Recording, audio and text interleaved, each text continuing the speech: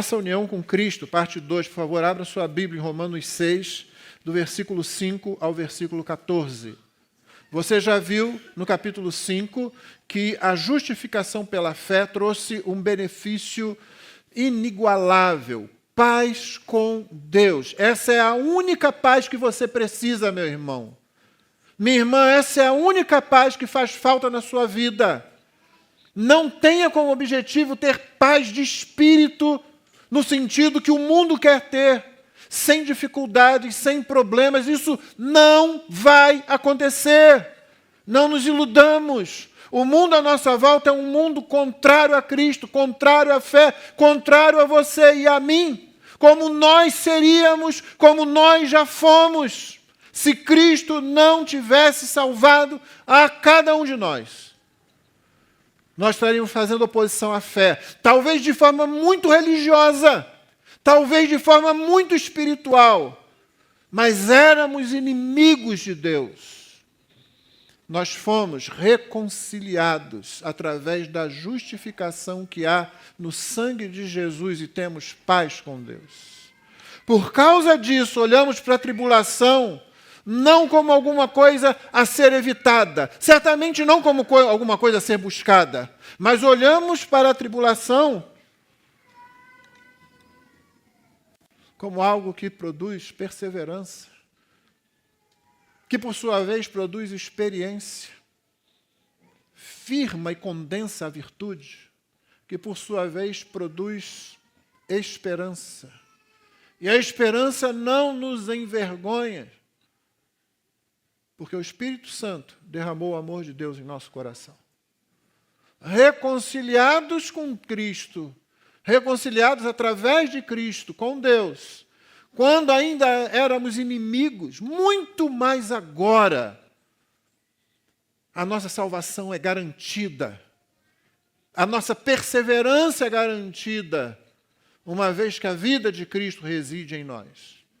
De modo que nós passamos do reino do pecado, cujo emblema é a morte, para o reino da justiça do Filho de Deus, que produz vida eterna.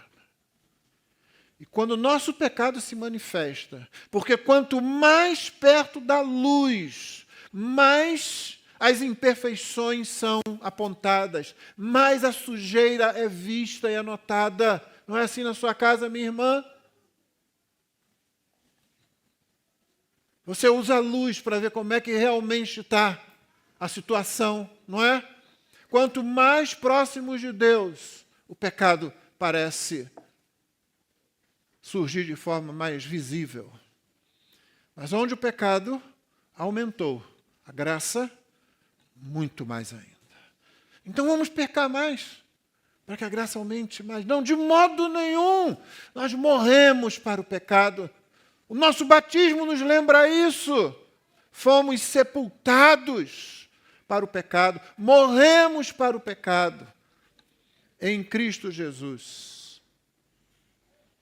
Todos aqueles que foram batizados viram no seu batismo, veem no seu batismo, lembram no seu batismo a união com Cristo que nos libertou do poder do pecado. E esse é o assunto da mensagem de hoje, no texto de Romanos 6, versículo 5 em diante, que eu peço que você acompanhe. Porque se fomos unidos com Ele na semelhança da sua morte, certamente o seremos também na semelhança da sua ressurreição. Sabendo isto, que a nossa velha natureza foi crucificada com Ele, para que o corpo do pecado fosse destruído e não sejamos mais escravos do pecado. Pois quem morreu está justificado do pecado. Ora, se já morremos com Cristo, cremos que também viveremos com Ele. Sabemos que, havendo Cristo ressuscitado dentre os mortos, já não morre, a morte já não tem domínio sobre ele. Pois quanto a ter morrido, de uma vez para sempre morreu para o pecado, mas quanto a viver, vive para Deus. Assim também vocês considerem-se mortos para o pecado, mas vivos para Deus em Cristo Jesus. Portanto, não permitam que o pecado reine em seu corpo mortal, fazendo com que vocês obedeçam às suas paixões. Também não ofereçam os membros do corpo ao pecado como instrumentos de justiça, como instrumentos de injustiça, mas como pessoas que passaram da morte para a vida, ofereçam a si mesmos a Deus e ofereçam os seus membros a Deus como instrumentos de justiça, porque o pecado não terá domínio sobre vocês, pois vocês não estão debaixo da lei, e sim da graça. Essa é a palavra de Deus. Há alguns grupos de palavras que precisam estar na mente de você se você quer ser um crente que cresce na graça do Senhor. Se você quer ser um crente que compreende mais a palavra de Deus e o próprio Evangelho. Há vários grupos. Às vezes eles vêm em duplas, às vezes eles vêm em trios, às vezes eles vêm em 4 palavras. Alguns falaremos aqui nessa manhã, e eu peço que você tenha isso em mente. Lembre também que o nosso tema teológico é Cristo, o Senhor. O Cristo crucificado é o nosso Senhor. E o tema que diz respeito a nós, seres humanos, diz que nós somos escravos de Cristo. E essa é a imagem que Paulo constrói da igreja, dos crentes e de si mesmo. Nós somos escravos de Cristo. Você não nasceu para viver em algum tipo de liberdade. Essa é uma das maiores mentiras que o diabo põe na nossa frente. Uma das maiores mentiras às quais, principalmente, a nossa juventude se dá, mas também muitos adultos. Liberdade. Disse a nossa poetisa, liberdade é a capacidade de escolher a melhor prisão. Na busca por liberdade, muita gente se vê presa nos piores calabouços da vida. Nós fomos criados para ter um Senhor, o bom Senhor, o Senhor Jesus, o Deus Criador Redentor. Quando nós demos as costas ao nosso Deus no Éden, nós nos tornamos escravos. Nós continuamos com o Senhor. Nós gostamos de dizer que somos nós. Nós gostamos de dizer que nós somos donos dos nossos narizes. Nós gostamos de dizer, eu mando na minha vida. Uma grande mentira. Todos nós sabemos disso. No fundo, todos nós sabemos disso. Somos escravos do pecado. As palavras mais duras que nós encontramos na Bíblia, ou mais claras, estão em Efésios, no capítulo 2. Veja como é que Paulo descreve essa pretensa liberdade. Você não precisa procurar. Ele, Deus em Cristo, lhes deu vida quando vocês estavam mortos em suas transgressões e pecados, nos quais vocês andaram no outro tempo. E qual era a nossa situação? Segundo o curso deste mundo, segundo o príncipe da potestade do ar, do espírito que agora atua nos filhos da desobediência. Entre eles também nós todos andamos no passado, segundo as inclinações da nossa carne, fazendo a vontade da carne e dos pensamentos, e éramos, por natureza, filhos da ira. Paulo falou primeiro do mundo, depois falou do diabo, depois falou do nosso próprio pecado. Nós somos escravos antes de Cristo nos libertar. E em Cristo somos escravos, só que agora o nosso Senhor é vida. E o nosso Senhor é bom. Antes o nosso Senhor era maligno e era morte.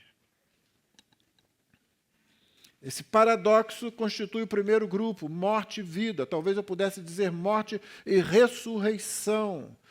Você sabe que o batismo, citado no texto várias vezes, nesse texto de Romanos 6, ele existe aqui justamente porque ele se relaciona com essa realidade. Ele se relaciona com isso que é paradoxo. A nossa vida flui da nossa morte. A sua vida com Cristo flui da sua morte em Cristo. A sua vida em abundância flui da sua morte para o pecado e para a lei. Nesse capítulo ele trata da morte para o pecado. No capítulo 7 ele vai falar da morte para a lei, que ele já adiantou aqui. O pecado não terá domínio. O pecado perdeu o domínio. Porque quando o diabo vem tentando você e apontando apontando os seus pecados e mostrando a lei de Deus, você diz, eu já sei que eu não posso satisfazer a Deus, nem a justiça de Deus, nem a santidade de Deus em mim mesmo, mas Cristo fez isso por mim.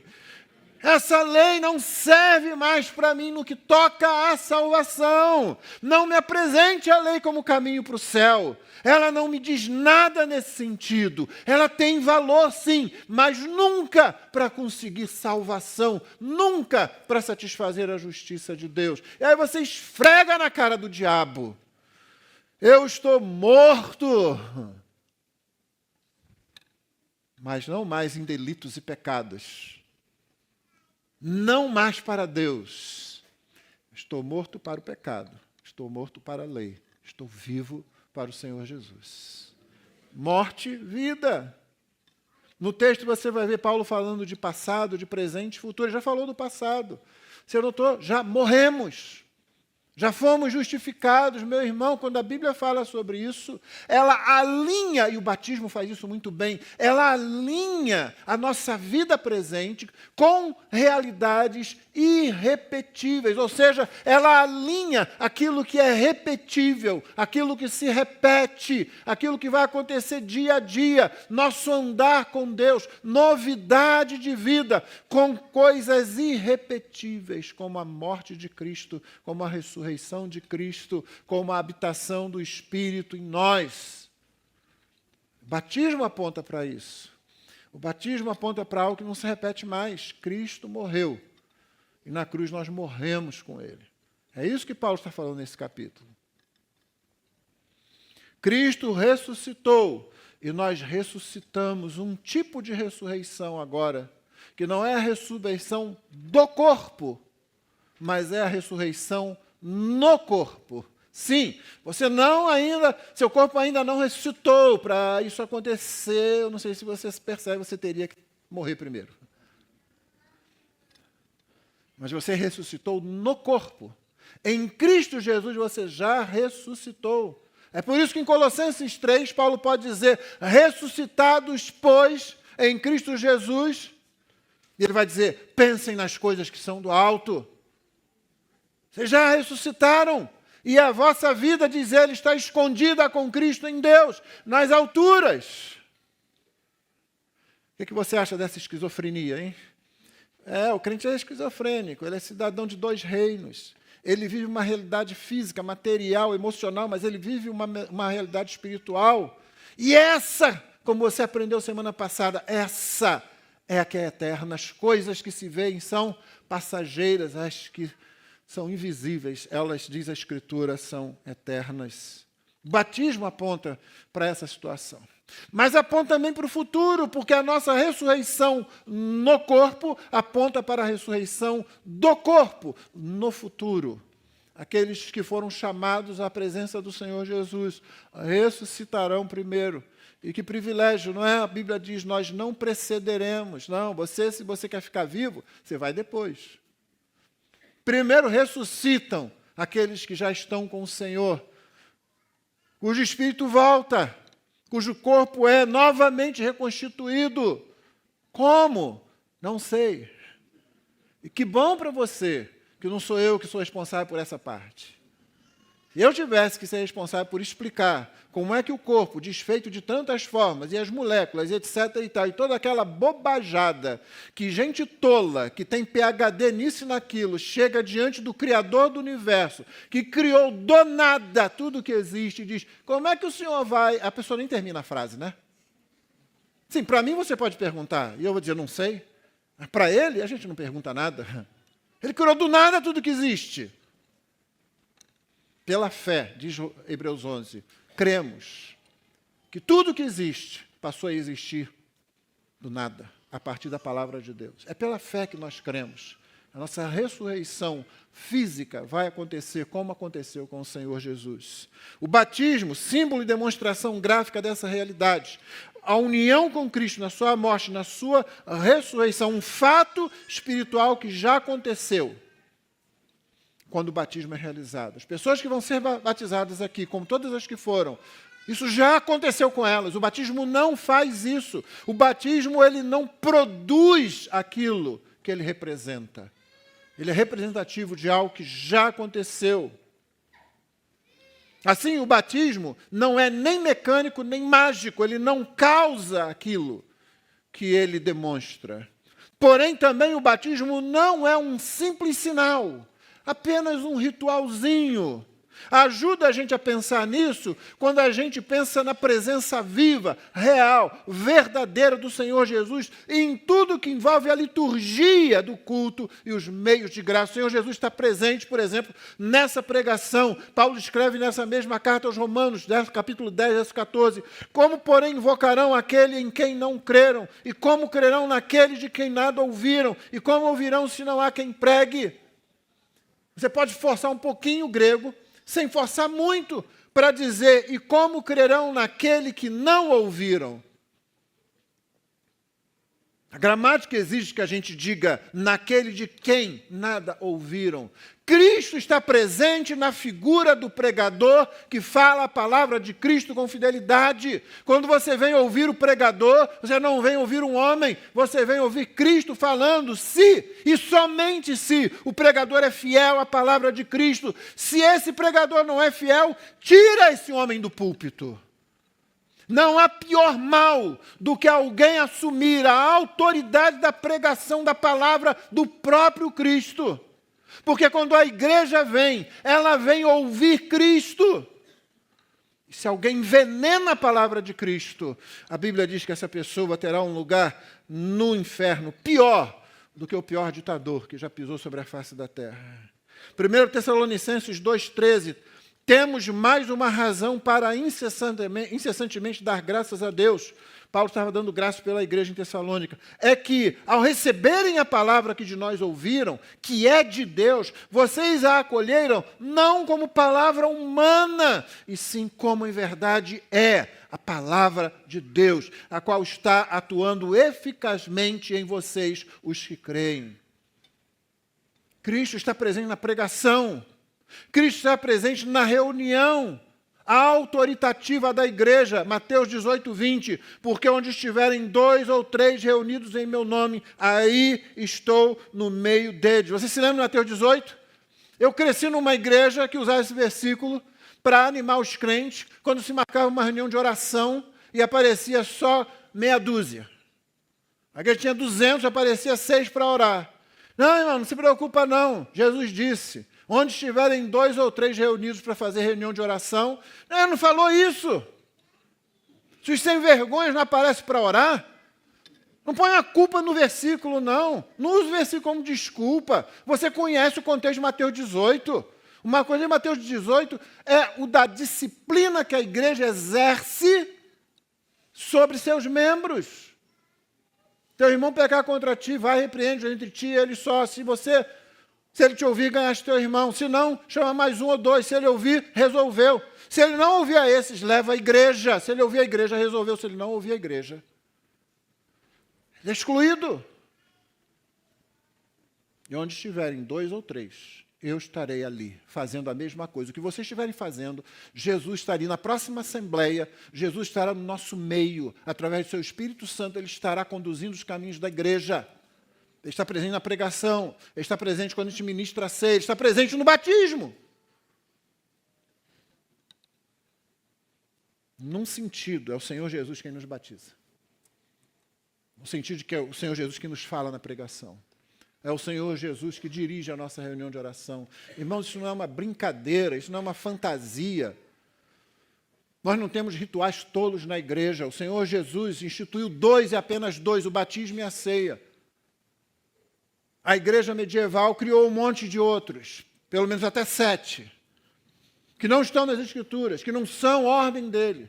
Ele disse, fazei isso todas as vezes que comerdes do pão, beberdes do vinho, em memória de mim e até que eu venha. Ele disse, ide, fazei discípulos de todas as nações, batizando-os em nome do Pai, do Filho e do Espírito Santo. Ele não mandou fazer mais nada. Nesses termos, ele não mandou fazer mais nada.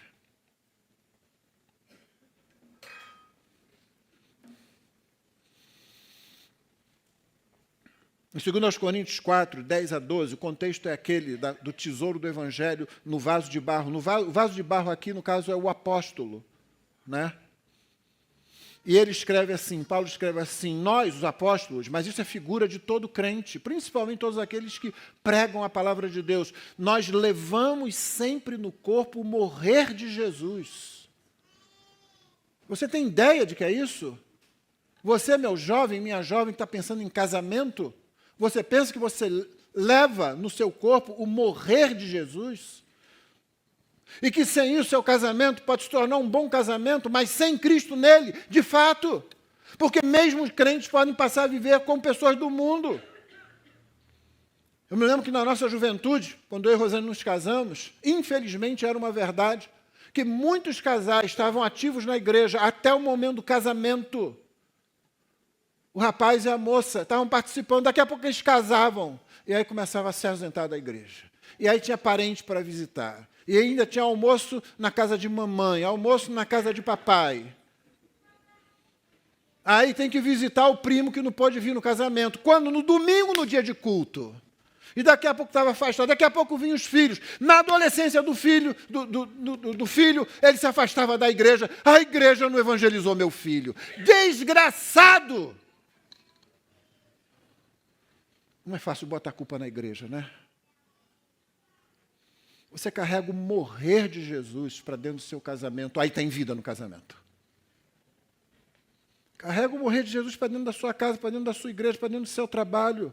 Levamos sempre no corpo o morrer de Jesus para que também a vida dele se manifeste em nosso corpo. Porque nós que vivemos somos sempre entregues à morte por causa de Jesus, para que também a vida de Jesus se manifeste em nossa carne mortal. Então, tudo isso é antes da ressurreição. De modo que em nós opera a morte, em vocês a vida. Essa é a posição de todo crente, não é a posição só apostólica, é a posição de todo que prega a palavra de Deus. E acaba, por desenvolvimento simples, sendo a posição de todo crente. Você anda no caminho da morte para que outros tenham vida. Quando você tira do seu tempo, do seu entretenimento, do seu dinheiro, quando você investe isso para chegar para um irmão, para uma irmã, para um casal, para um rapaz, para uma moça, dentro da igreja, para alguém fora da igreja, e você dá tempo, e você prefere matar o seu entretenimento, matar o seu tempo, matar a sua conta bancária, para que o evangelho seja pregado do outro lado do mundo. O morrer de Jesus se manifesta em você, para que a vida de Jesus se manifeste através de você também. Mas se você quiser guardar a sua própria vida, o que a Bíblia diz é que você vai acabar perdendo-a de um jeito ou de outro. Pode ser que você não vá para o inferno, mas você se torna um inútil, uma inútil, que não espalha a vida. É uma espécie de morte dentro da igreja, um zumbi gospel, se você quiser isso. A nossa união com Cristo é verdadeira, por isso a fé cristã ela é sobre vida. E ela é sobre vida que nasce da morte. É sobre morte e vida no presente, é sobre vida sem morte no futuro. Agora você está morto para os pecados e para a lei. Agora você está morto porque a morte de Cristo se manifesta em você. Mas a vida de Cristo se manifesta agora, por isso é morte e vida no presente. Mas também nossa fé é sobre vida sem morte no futuro.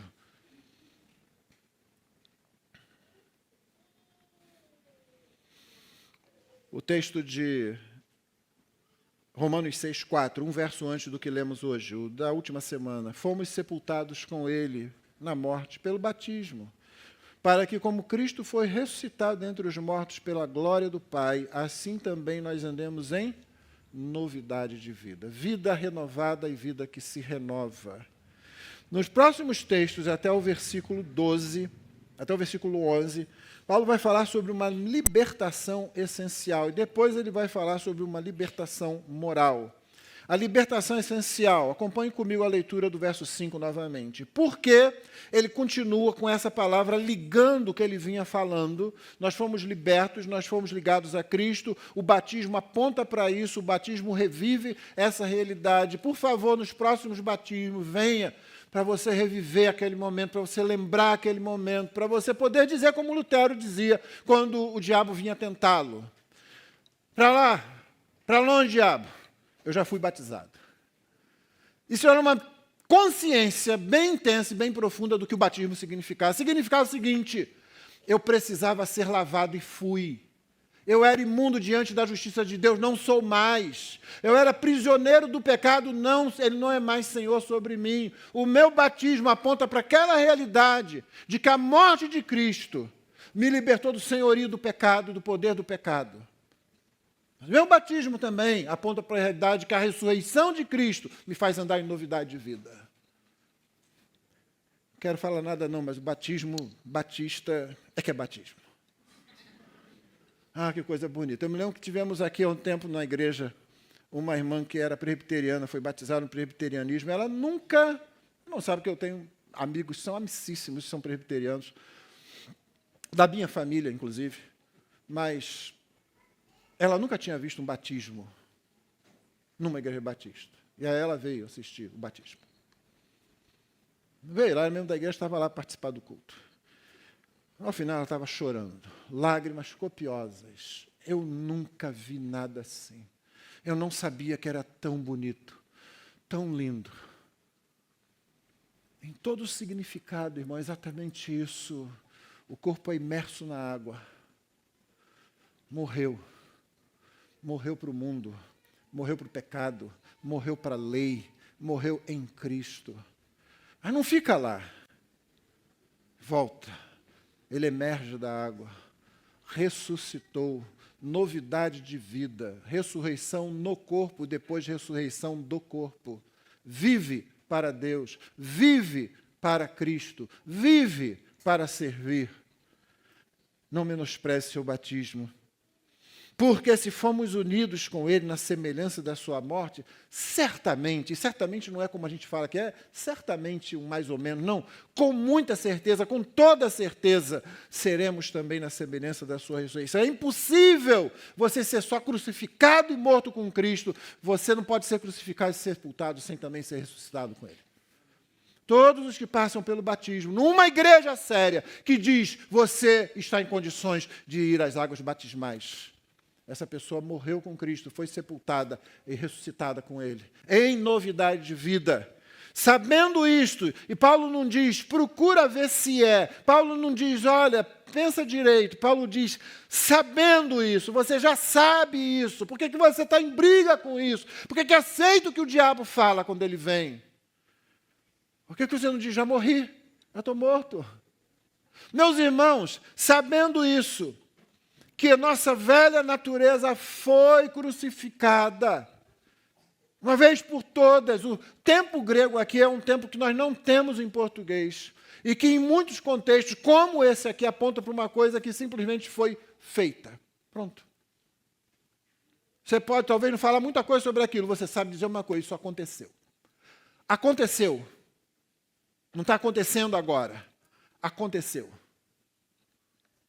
Nossa velha natureza foi crucificada com Ele para que o corpo do pecado, aquilo, o veículo do pecado, a vida que está debaixo do reino do pecado, isso é desfeito, seja destruído e não sejamos mais escravos do pecado. A ideia é a seguinte: um senhor, por mais poderoso que seja, não pode fazer absolutamente nada com um escravo morto.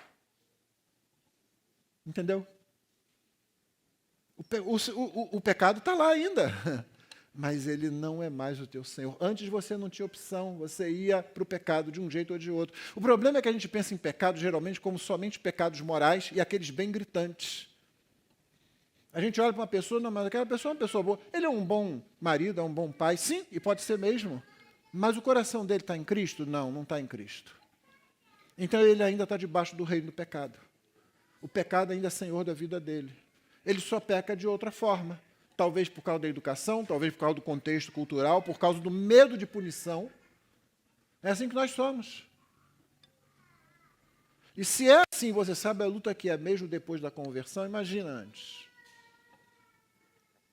Não, você foi crucificado, você foi sepultado, você está morto, e por mais poderoso que o pecado seja, e você sabe, e você já viu isso nas vidas de muitas pessoas, o quanto ele pode ser poderoso, por mais que seja, ele não pode fazer nada com um escravo morto. Eu me sinto tentado a dizer como as crianças, finge de morto. Já brincou disso? Finge de morto. Não é o que certos bichos fazem? Ficar ali parado para ver até se o predador foi embora. Você não precisa fingir, você foi morto. Por isso, sabendo isso, assume essa verdade, essa é a sua identidade. Pois quem morreu está justificado do pecado. É interessante que a palavra aqui, a tradução literal é justificado, mas ela é traduzida em outros textos como livre ou liberto. Você está livre do pecado. Você já morreu. Paulo vai dizer mais adiante, o salário do pecado é a morte. Pronto, morreu. Acabou. Não deve mais nada. Quem morreu por você? Quem morreu essa morte? Quem morreu essa morte de maldição? Quem morreu essa morte libertadora? Você não morre em você mesmo, porque se isso acontecer, você vai pagar a eternidade lá, com a sua morte de maldição.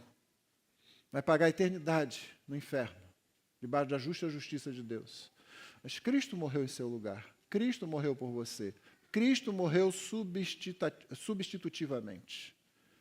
É a morte substituta, é a morte vicária de Cristo. Morreu em seu lugar. Ora, verso 8, se já morremos com Cristo, cremos também que também viveremos com Ele.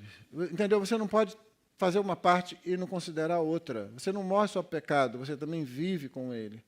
Sabemos, novamente, nós sabemos, isso não é discutível, isso não é matéria para discussão, que havendo Cristo ressuscitado entre os mortos, já não morre, a morte já não tem domínio sobre ele. Por que a ressurreição de Cristo é esse ponto central? Porque Cristo foi o único que ressuscitou dos mortos. Todos os outros foram ressuscitados dos mortos. Lázaro ressuscitou e depois morreu. Não sei quando, não sabemos quanto tempo depois, mas ele morreu. O filho da viúva, lá em Naim, Jesus ressuscitou. Morreu. Talvez aquele mesmo coveiro lá que perdeu o dinheiro daquela vez tenha ganho mais tarde. Né? Pronto, morreu. Ó, e aquele caixão? Está na medida dele. Ó. Não, Cristo é o primogênito, é o princípio. Na verdade, a palavra é as primícias da ressurreição.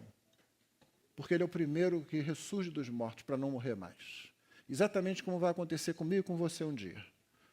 A morte não tem mais domínio. Você nota que Paulo fala, às vezes, da morte como uma morte espiritual em Cristo, que nos livra do poder do pecado. Às vezes ele fala da morte futura, a morte física. Havendo Cristo ressuscitado entre os mortos, já não morre, a morte já não tem domínio sobre ele. Pois quanto a ter morrido, de uma vez para sempre morreu para o pecado. Quanto a viver, vive para Deus. Essa é a verdade de Cristo, você foi unido a Cristo na morte e na ressurreição dele. E então, verso 11, assim também vocês considerem-se mortos. Paulo está dizendo, matem-se. Você já ouviu aí pregação dizendo, você tem que matar o seu eu? Gente, o único jeito de fazer isso é você matando mesmo, cometendo suicídio. Isso é uma grande tolice, por sinal. Não vai ajudar em nada. Não. Considere-se morto para o pecado, porque isso já aconteceu, você já está morto para o pecado. É por isso que o crente não tem desculpa quando ele peca. O pecado não pode obrigar você como um senhor pode obrigar um escravo. É o que Paulo vai falar a partir agora do versículo 12. Mas antes ele termina essa parte dizendo, considerem-se. Versículo 6, sabendo isso, que a nossa velha natureza foi crucificada e foi morta, que esse escravo agora está inutilizado para o pecado.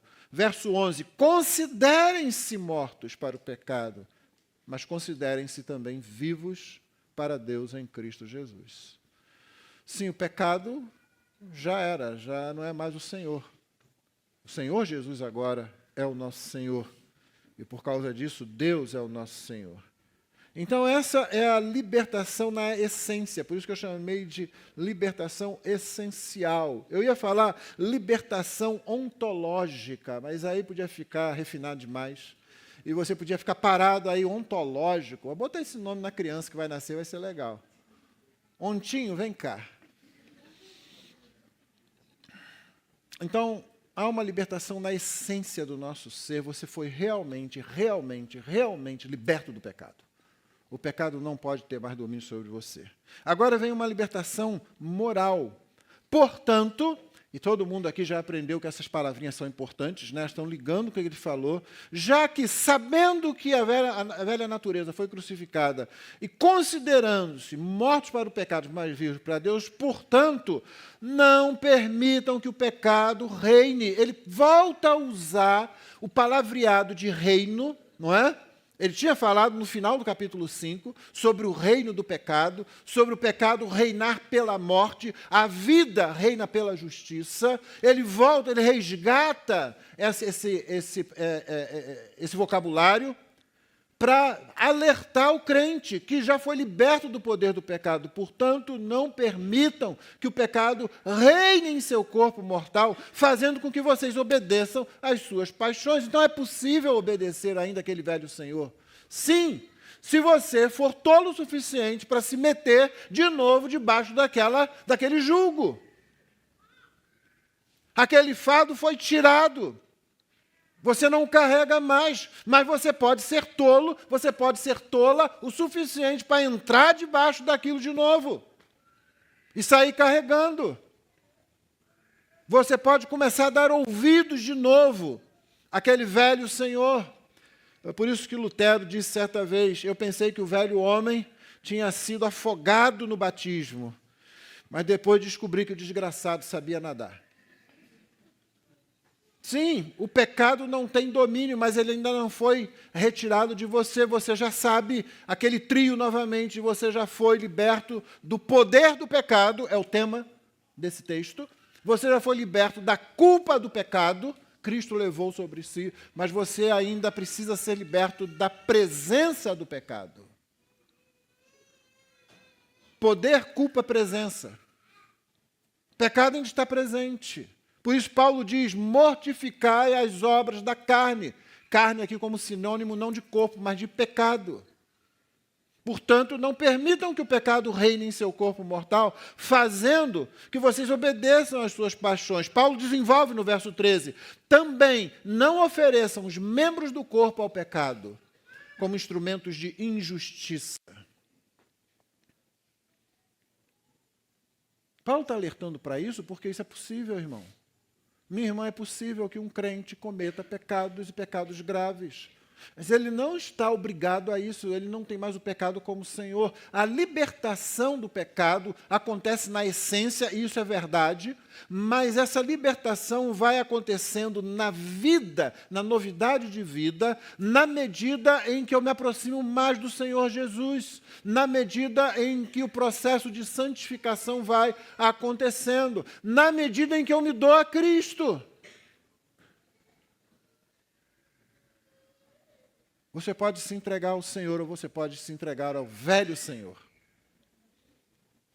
Você pode alimentar a novidade de vida ou você pode alimentar aquele cadáver ambulante, aquele zumbi do pecado.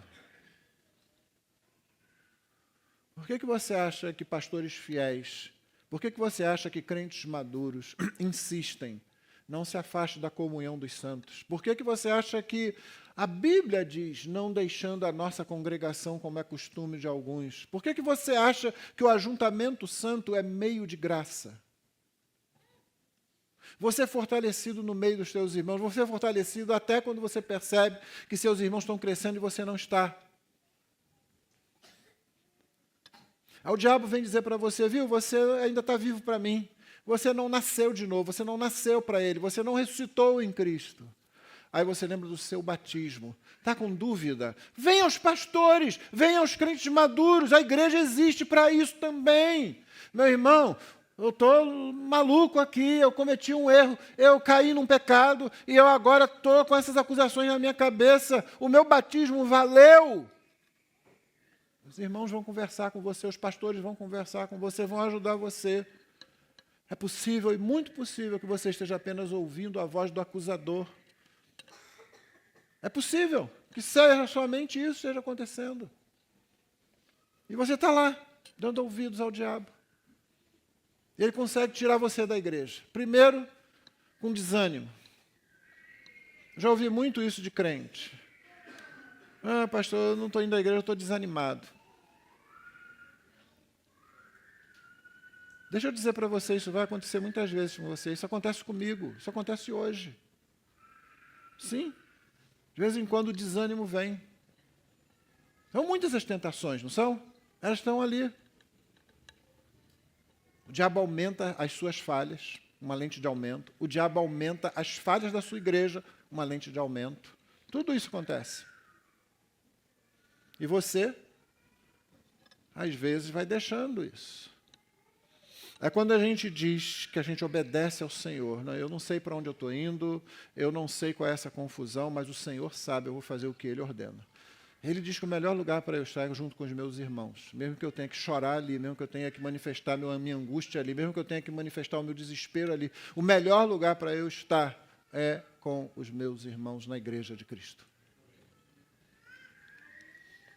Então não ofereçam os membros do corpo ao pecado como instrumentos de injustiça, mas, e Paulo não diz, ofereçam os seus membros a Deus como instrumentos de justiça. Isso é o óbvio, isso é o que vem depois, isso é o que a gente espera.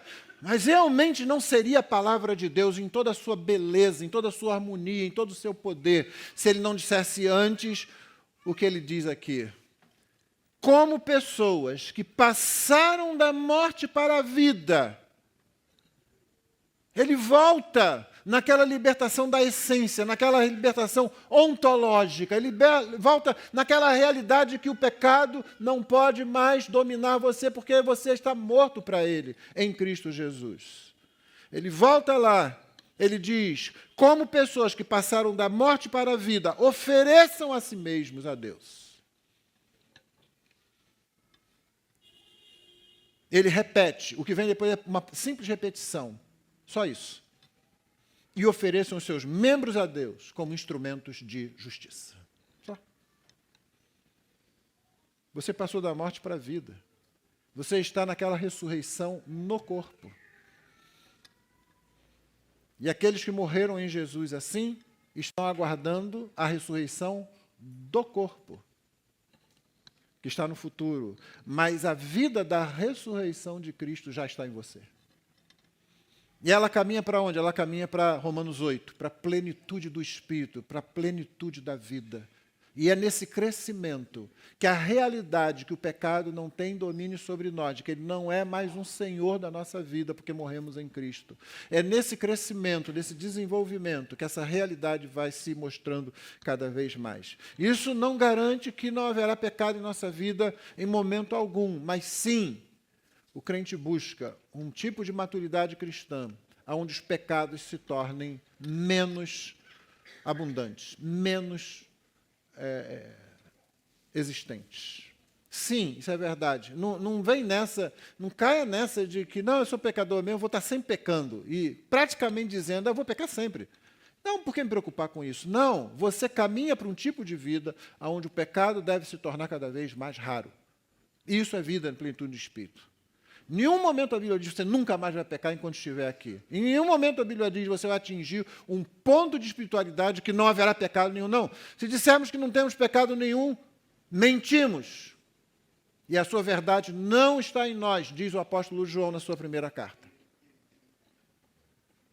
Mas sim, você caminha num caminho de santidade, onde o pecado deve rarear na sua vida. Por isso, ofereçam a si mesmos a Deus e ofereçam os seus membros a Deus como instrumentos de justiça. No próximo verso, Paulo já prepara a gente para o que vem depois, porque o pecado não terá domínio sobre vocês, pois vocês não estão debaixo da lei, e sim da graça. Que Paulo já vai fazendo uma mudança que ele vai explorar mais no restante desse capítulo, e principalmente no capítulo 7. É a questão da lei. Nós não estamos mais debaixo da lei, nós estamos debaixo da graça. Capítulo 7 ele vai explicar que nesse casamento que nós temos com a lei de Deus, e todo ser humano está casado com isso, a nossa consciência é prova disso, a gente vê isso mais à frente. Mas nesse casamento nós temos um problema sério. A lei é um marido altamente exigente. Sabe aquele marido que a mulher tem que fazer tudo para satisfazer e nunca satisfaz, sabe? E tem um problema, ela não morre. A lei não morre, esse marido não morre. Ele não liberta a esposa pela morte. A esposa tem que morrer.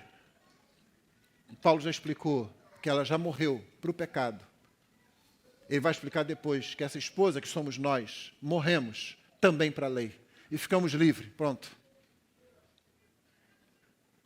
Mas isso é no capítulo 7. Aqui é a palavra, a promessa, a certeza. O pecado não terá domínio sobre vocês. Sim, o pecado está presente, mas ele não tem domínio, pois vocês não estão debaixo da lei, e sim da graça. Irmãos, a luta da consciência do crente com relação ao pecado, ela pode ser muito grande, mas Cristo continua sendo a resposta, o antídoto, a solução, a saída, a vitória, o que você quiser botar aí, é Cristo. Por isso a gente pode olhar para essa luta não como uma atitude de desespero ou de desânimo, mas uma atitude esperançosa. Sim, a consciência pode ficar ferida de vez em quando por causa do nosso pecado, nosso próprio pecado, de forma muito intensa. Cristo ainda é o antídoto, Ele é a solução, Ele é a saída, Ele é a vitória para isso. E é sempre um ato de fé. Quando as pessoas forem batizadas aqui, como você foi batizado, você recebeu isso como recebe os elementos da ceia em fé. Você parte para o batismo e é batizado pela sua igreja, assumindo isso para você por fé e dizendo, Ele me salvou. O que está sendo dramatizado aqui agora é a pura realidade que aconteceu na minha vida. Eu creio nisso. E quem crê nele, diz a palavra, não será confundido, não será envergonhado. Fé, irmãos, não olha para dentro, ela olha para fora. Eu não busco, quando eu exerço fé, no meu batismo, durante a ceia, quando ouço a pregação da palavra de Deus, eu não busco algo em mim, eu busco fora de mim, eu busco na palavra de Cristo, eu busco nele. É Ele quem colocou isso em mim. Se eu for procurar por mim mesmo, eu vou achar pecado e dor, angústia e tristeza. Não exerça a fé olhando, consultando você, consulte Cristo. Consulte a palavra de Cristo. A fé é voltada para fora, não para dentro. Ela se volta para Deus, ela confia em Deus, ela descansa em Deus, ela obedece a Deus. Eu termino com uma historinha que relembrei ontem, que ela me veio à mente quando eu estava terminando de preparar essa mensagem. E chama-se Lambert, o Leão das Ovelhas.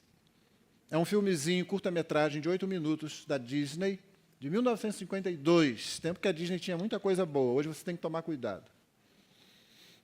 E a história começa com uma cegonha, porque você sabe que é a cegonha que traz os bebês para as mamães, né?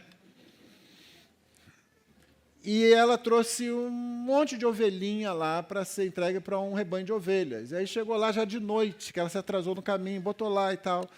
Vai lá, e joga as ovelhas e vai. Mas ficou uma lá. E na escuridão assim, ela vai lá e vai embora você também, vai lá.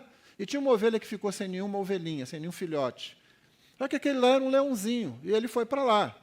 Depois a cegonha, não, está errado, consultou lá os registros. Não, isso é para ser entregue na África do Sul, não é aqui não. Aí foi lá tentar pegar, mas aí a ovelha já saiu dando uma rada.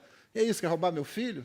E lá ficou o Lambert, criado pelas ovelhas. As ovelhinhas mexiam com ele, riam dele, zoavam dele. Né? Ele não sabia dar amarrada, ele não sabia balir. Né? Para quem não sabe, balir é fazer o mé que a ovelha faz. Ele não sabia fazer nada disso. Né? E ele era um bom coração, ele gostava dos companheirinhos dele, dos coleguinhas dele. Só que passou o tempo, Estavam lá, os colegas cresceram, e ele cresceu também. Era aquele negócio, só que ele era como uma ovelha. E estava tudo bem. Numa noite, aparece um lobo. O lobo vai lá. E a Disney fazia isso muito bem, né? Parece aquele lobo mais, com aqueles dentes mais arreganhados, na noite, no alto de um pináculo assim, contra a lua, aquele negócio todo, aquele drama todo. E quem que o lobo pega? Justamente a mãe do Lambert. Aí pega e vai arrastando, arrastando, arrastando. E ela começa a gritar e chamar por ele, chamar por ele. E aí está com medo, ele está com medo. Aí ele grita para as outras ovelhas, e todas elas fazem o quê? Foge, se escondem, ficam olhando. E ele fica lá. A mãe consegue fugir um pouco, mas ela fica encurralada num abismo, e aí o lobo chegando. E quando o lobo vai chegando, e a mãe gritando, e o lobo, alguma coisa desperta dentro dele. Aquela natureza desperta dentro dele. E aí, coitado do lobo. O leão volta. Ele vai lá e defende a mãe dele. Joga o lobo do abismo. E aí todas as outras ovelhas que caçoavam dele agora cantam dele como sendo um herói. O que eu faço com essa ilustração no final dessa mensagem? Eu digo que você não é ovelha, que você é um leão? Não, eu vou terminar dizendo o seguinte: você é ovelha do Senhor Jesus, mas dentro de você mora um leão. O Senhor Jesus, Ele é o único que é leão e ovelha. Está lá em Apocalipse 5. O cordeiro que foi morto, mas é o leão da tribo de Judá. Meu irmão, quando o diabo vier, quando o pecado vier, quando o mundo vier, deixa o leão, o Senhor Jesus, rugir para ele, enquanto você oferece sua vida a Ele, ao leão de Judá, como instrumento de justiça. Você vai experimentar crescimento após crescimento. Vamos ficar de pé?